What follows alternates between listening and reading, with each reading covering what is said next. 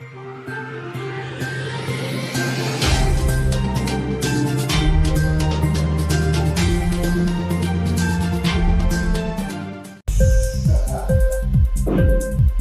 TV prime time news కి స్వాగతం.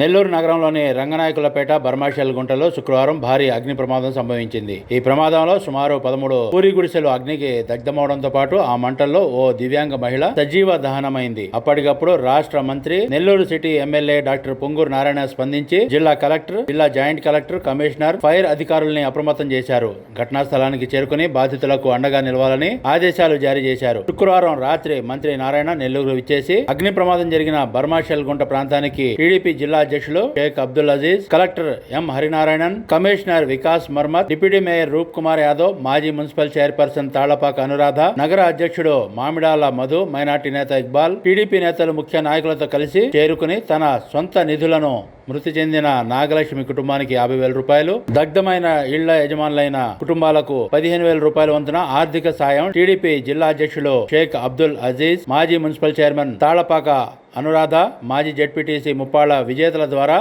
బాధిత కుటుంబాలకు అందజేశారు. ప్రమాదం జరిగిన తీరును ఆయన బాధితులను అడిగి తెలుసుకున్నారు. ఘటనా స్థలిని చూసిన నారాయణ చలించిపోయారు. తమ ప్రభుత్వం మీకు అండగా ఉంటుందని, బాధితులెవరూ అధైర్యపడవద్దని వారికి భరోసా కల్పించారు.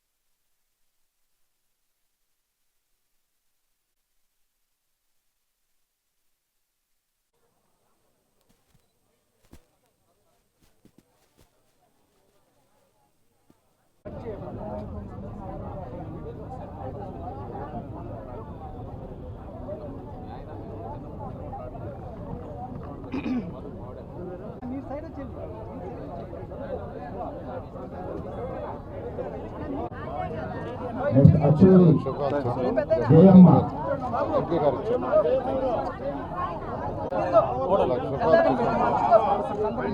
బండి బంగారమ్మ,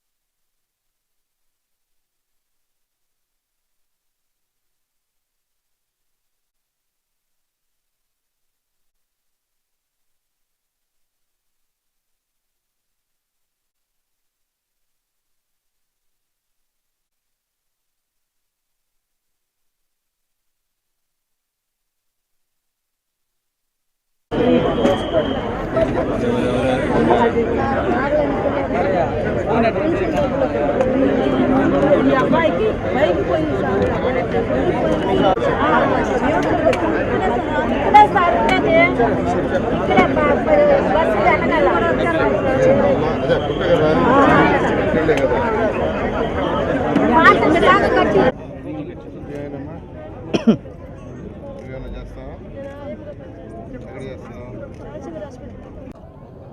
ఘటన చాలా దురదృష్టకరం.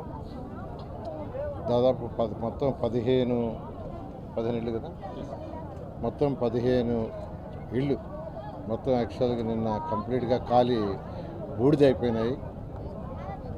అది ఎలా జరిగింది అనేది ఎంక్వైరీ చేయమని కూడా యాక్చువల్గా కలెక్టర్ గారికి చెప్పాను. వారు దాని మీద యాక్చువల్గా డీటెయిల్గా ఎంక్వైరీ చేస్తున్నారు. అయితే నిన్న నేను ముఖ్యమంత్రి గారి యొక్క ప్రోగ్రాం అమరావతి రాజధాని ముఖ్యమంత్రి గారు నేను విజిట్ చేస్తున్నారు. Special program. నేను మంత్రిగా కంపల్సరీగా ఉండాల్సి వచ్చింది. ఎందుకంటే అమరావతి రాజధాని గతంలో 2014 నుంచి 19 దాకా నేను మినిస్టర్గా ఉన్నాను కాబట్టి అక్కడ విషయాలని నాకు తెలుసు కాబట్టి నేను కంపల్సరీగా ఉండాల్సి వచ్చింది. అయితే నాకు ఇక్కడ నుంచి యాక్చువల్గా మా నాయకులు చెప్పారు. తర్వాత కలెక్టర్ గారితో మాట్లాడాను, కమిషనర్ గారితో మాట్లాడాను. వెంటనే మాజీ మేయర్ అజీజ్ గారికి, రూప్ గారితో మాట్లాడి ఫస్ట్ ఇమీడియట్గా తలా ఒక 15,000 ఇవ్వండి. ఎందుకంటే మొత్తం అన్నీ ఖాళీ బూడిదైపోయినాయి, వాళ్ళకేమీ మిగల. ఫస్ట్ ఒక 15,000 ఇవ్వండి అని నేను పంపించాను. ఎవరైతే చనిపోయారో వాళ్ళని కర్మలైజ్ చేసుకోవడం కోసం వాళ్ళకైతే ఒక 50,000 పంపించాను నిన్న. అది అంటే ఇమీడియట్, అంటే ఇబ్బంది లేకుండా. ఎందుకంటే కాలిపోయినాయి, ఎక్కడ ఉండాలి, ఎక్కడైతే ఉండాలా, ఏదైనా గుడ్డలు కొనుక్కోవాలి, అందుకని చేసాము. ఇంతలోకే కలెక్టర్ వాళ్ళు కూడా వాళ్ళకు ఉండటానికి వసతి ఏర్పాటు చేశారు. తర్వాత ఈరోజు ముఖ్యమంత్రి గారితో మాట్లాడాను. ఇలా చెప్పాను, మొత్తం ఇలా అయిపోయింది సార్, వాళ్ళకి మనం సహాయం చేస్తే బాగుంటుంది. వెంటనే ఒక్కొక్కరికి 1,00,000 రూపాయలు ఇవ్వమని వారు చెప్పడం జరిగింది. అదేవిధంగా ఎంపీ వేమిరెడ్డి ప్రభాకర్ రెడ్డి గారు కూడా విజయవాడలో ఉన్నారు. ఆయనతో కూడా మాట్లాడా. నేను ఒక 15,000 పంపించానంటే నేను కూడా మరొక 15,000 ప్రతి ఒక్కరికి పంపిస్తాను నారాయణ, వాళ్ళకి ఇవ్వమని చెప్పారు. డిప్యూటీ మేయర్ రూప్ కుమార్ ద్వారా పంపించారు. సో ఆ 1,00,000 రూపాయలు ప్లస్ ఆ 15,000 ఈరోజు వాళ్ళకి చర్చలో అయింది. అది కాకుండా కలెక్టర్ గారు వారి పరిధిలో ఉన్న 8,000 రూపాయలను ప్రతి ఒక్కరికి ఇవ్వటం జరిగింది. సో ఒక్కొక్కరికి 1,38,000 యాక్చువల్గా ఇచ్చాము. ఈ 1,30,000లో ఎవరైతే చనిపోయారో వాళ్ళకి ఎక్స్ట్రాగా అంటే ఒక 35,000 ఎక్స్ట్రాగా ఇవ్వటం జరిగింది. ఇది మనం అంటే ఇలా సంఘటన జరిగినప్పుడు పూర్తిగా మనం నిజంగా ఆదుకోలేము ఎవరైనా, ఎందుకంటే ఎవరు ఇల్లు కాలిపోవాలని కోరుకోరు. సరే జరిగింది. అయితే నేను కొంత ఆదుకోవటం జరిగింది. ఈరోజు వేమిరెడ్డి ప్రభాకర్ జరిగింది. అదేవిధంగా ప్రభుత్వం కూడా ఈరోజు ముఖ్యమంత్రి గారు వెంటనే స్పందించి అసెంబ్లీలో ఉంటే నేను అసెంబ్లీలోనే మాట్లాడా. అసెంబ్లీలో చైర్లో కూర్చోనంటే సారు అక్కడికే పోయి మాట్లాడాను. అప్పటికప్పుడు వెంటనే చెప్పడం కలెక్టర్ గారికి ఆదేశాలు పంపిస్తే ఇవ్వటం జరిగింది. అయితే వాళ్ళకి ఇల్లు కూడా యాక్చువల్గా ఏదైతే అలాట్ చేస్తున్నాయో ఆ ఇల్లు పూర్తి కావాల్సింది. అయితే కమిషనర్ గారు వీలైనంత వరకు 1 మంత్ లోపల, కొన్ని ఇళ్ళు 1 మంత్ కావచ్చు, కొందరికి వచ్చి 20 రోజులు కావచ్చు, కొందరికి వచ్చి 10 రోజులు కావచ్చు. ఆ విధంగా వీలైన తొందరలో వార్ ఫుటింగ్ మీద ఆ ఇల్లు కంప్లీట్ చేస్తామన్నారు. అప్పుడు దాకా వాళ్ళందరికీ ఎటువంటి ఇబ్బంది లేకుండా వసతి ఏర్పాటు చేయడం జరిగింది. టిట్కో హౌసెస్లో వాళ్ళకి ఏర్పాటు చేయడం జరిగింది.